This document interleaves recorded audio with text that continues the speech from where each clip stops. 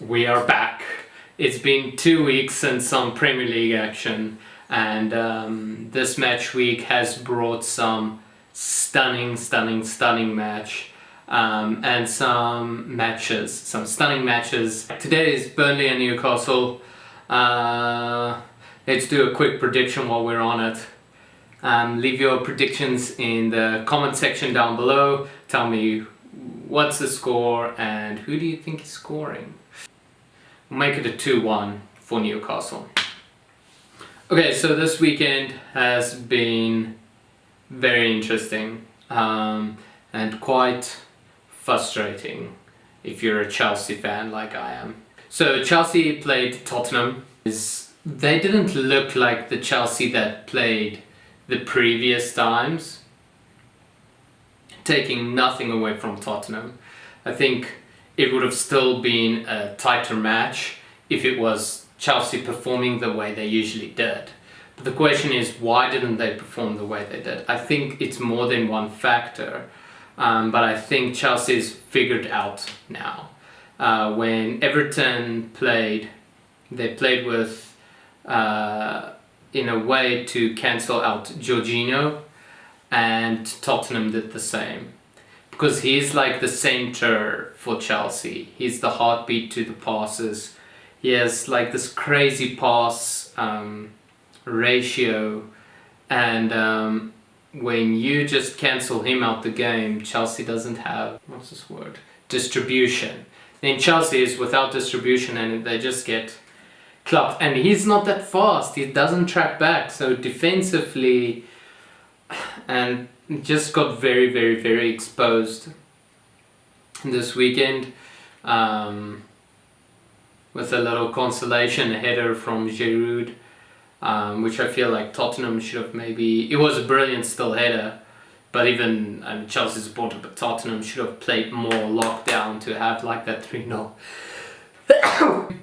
And I think Giroud felt probably really good from that. But otherwise, it was an intense game. It was an amazing game to watch if you were a neutral or Tottenham fan. Even myself as a Chelsea fan, even though it sucked for me that we didn't play well and we lost, obviously. And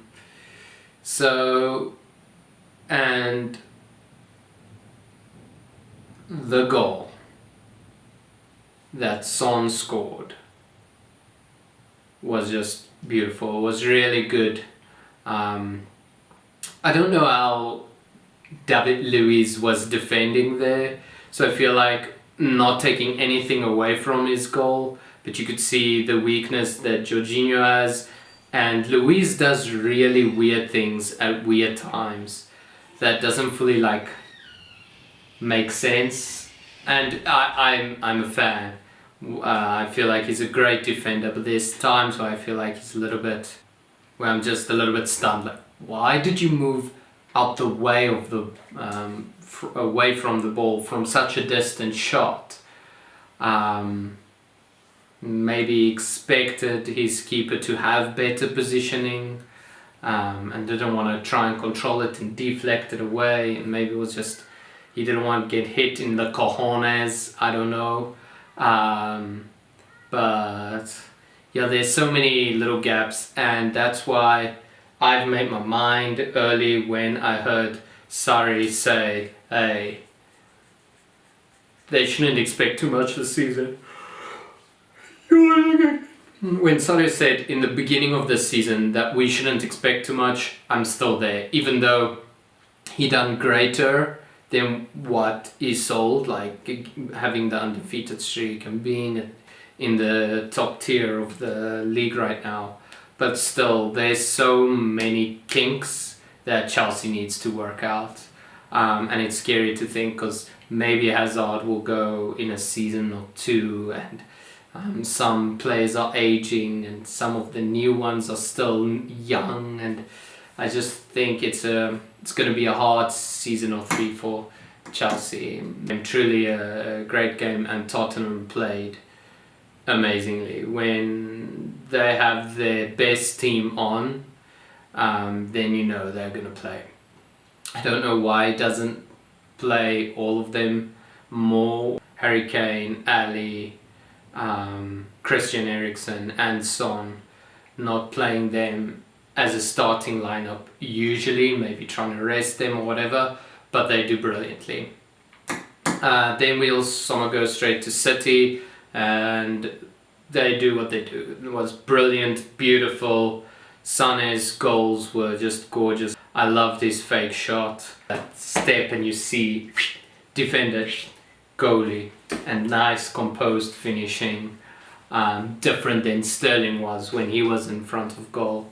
But yeah, you can just see the Pep effect, having players playing with more confidence, and the two show the difference. When Jorginho is out, Chelsea is out, but you'd think that would be the same for City without the De Bruyne and Mendy being injured and players getting injured, but they're still such a fluid team and playing their style, and everyone is on the ball and everyone is moving forward and everyone has their places, and they have just this symbiotic relationship where they play exceptionally well. It was just gorgeous play. West Ham played actually really well against them.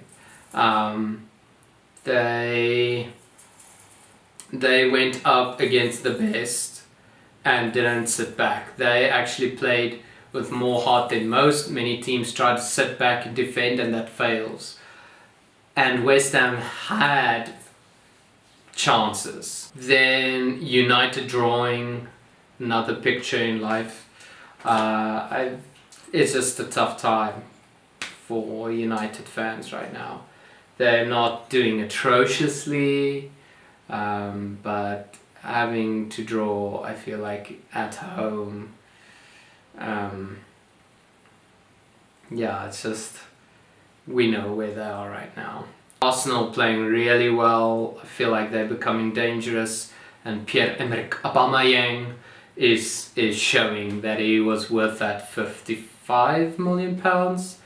I feel like people were worried about that buy. I'm not sure exactly why, but it was a good buy. If you check at his stats in the Premier League, he's doing really well. He's tied now with Aguero with 8 goals. He's got 1 assist and Aguero has 4. But he is just starting to show his skills, and he's a brilliant player. And then overall, it was just an exceptionally great weekend. One of the tightest goal line technology balls I've ever seen. I feel like even if it's like millimeter, that's the thing about the technology, it reads it. I think it was still on the full ball, didn't cross the line, and then it's part of when you bring in technology and how detailed it will become. I think if that didn't exist all day long, it probably would have been pronounced as a goal. Fake diving, red cards, it was just an exceptional weekend. Wolves that lost, but they're still there. They're still at the, there's some hair on my face. They're still there. They're still like at 11th position. So even with their loss against Cardiff City, it's okay, and they played really well on both sides. There were some errors and mistakes, but it's good to see the lower teams doing so well and bringing the fight and being such entertaining match. It was great. I want Wolves to do really well in this in the Premier League this season and to stay in there. I really want actually Fulham with Claudio Ranieri being there now. Thank you for Mitrovic, that they could conquer and win the match at the end. I'm just rushing through these last ones, but it was just brilliant weekend. I think it's brilliant that Claudio Ranieri is there with Fulham. I think it might change the tide. I think it's an uphill battle. I hope for his sake they stay actually in the Premier League. The same with Wolves and even Cardiff. I feel like keep them in, let them stay. I think it's going to be a tough battle for most of them. Probably Wolves will stay, but we'll just see how that goes. And just the talent that is on display now at the Premier League. To see them from their lower league, like the Ruben Neves and Mitrovic being there, it's just gorgeous play, and really I hope they can keep hold of their players. I think that's the ultimate thing for the underdog teams, is to keep hold of those players. So we'll have another Cheesy Balls on Thursday after the Champions League matches. See you soon. Again, thank you for watching. Please subscribe, ring the bell. Thank you so much. Play life beautifully. Take care, peace and love.